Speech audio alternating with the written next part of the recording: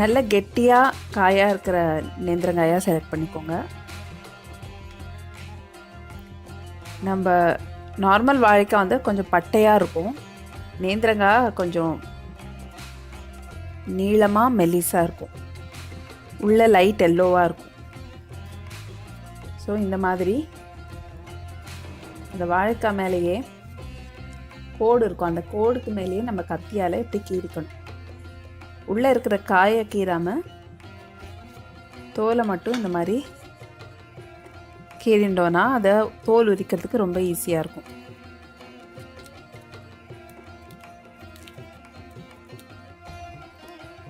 இந்த மாதிரி தோலெல்லாம் எடுத்துட்டு ஒரு பவுலில் தண்ணி வச்சு அதில் போட்டு வச்சிடணும். அப்போ தான் அது கருக்காமல் இருக்கும்.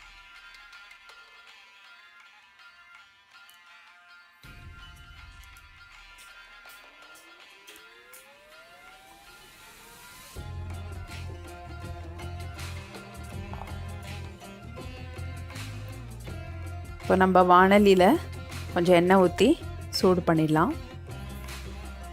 ஒரு சின்ன கிண்ணத்தில் ஒரு 1/4 ஸ்பூன் மஞ்சள் பொடி, ஒரு 1/2 ஸ்பூன் உப்பு போட்டு கொஞ்சமாக தண்ணி விட்டு நல்லா கரைச்சி வச்சுக்கணும்.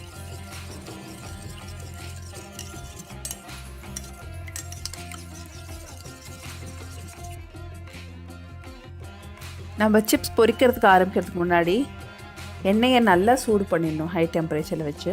அப்புறம் அதை மினிமம் டெம்பரேச்சரில் வச்சுக்கணும். சூடானதுக்கப்புறம் அதை மினிமம் டெம்பரேச்சரில் வச்சுட்டு இந்த வாழைக்காயை டைரெக்டாக அதில் சீவிடணும். பார்த்தீங்களா, இப்படி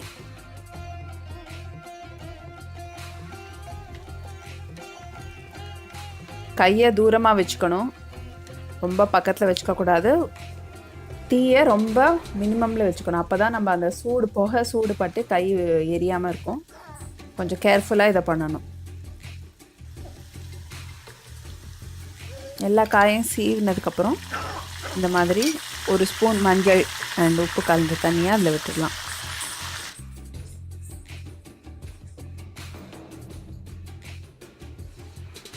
நிதானமான தீயிலையே வச்சு ஒரு 4லேருந்து 5 நிமிஷம் இது இந்த மாதிரி வேக விடணும். நல்லா கலந்து விட்டோன்னா தெரியும், எல்லா சைடும் எல்லா காயும் வெந்திருக்கான்னு தெரியும்.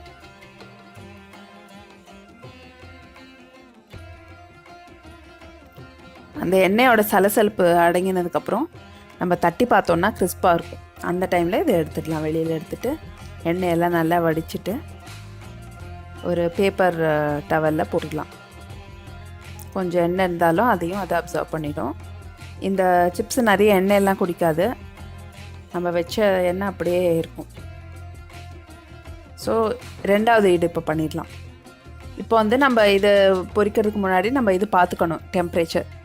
சப்போஸ் எண்ணெய் கூல்டவுன் ஆகிருந்ததுன்னா அதை கொஞ்சம் திருப்பியும் சூடை ஏற்றிட்டு அதுக்கப்புறம் மினிமமில் வச்சுட்டு இந்த மாதிரி சீவணும்.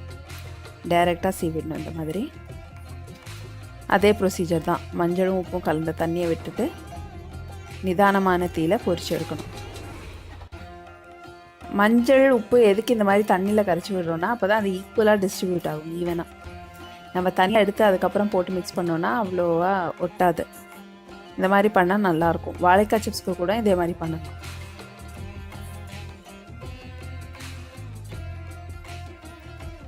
இந்த மாதிரி டைரெக்டாக சூடில் சீவுறது கஷ்டமாக இருக்குன்னா நீங்கள் ஒரு பவுலில் தண்ணி வச்சுட்டு அதில் சீவி வச்சுக்கலாம். அதுக்கப்புறம் அதை லேசாக தொடச்சிட்டு அதை எண்ணெயில் போட்டு பொரிச்சிக்கலாம்.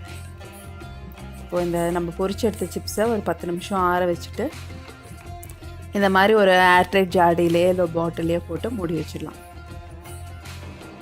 பாருங்கள் எவ்வளோ கிறிஸ்பாக இருக்குன்னு. மெல்லிஸாகவும் இருக்கும், கிறிஸ்பாகவும் இருக்கும். நம்ம வீட்டிலையே பண்ணோன்னா நல்ல சுத்தமான ஃப்ரெஷ் எண்ணெயில் நம்ம பண்ணலாம்.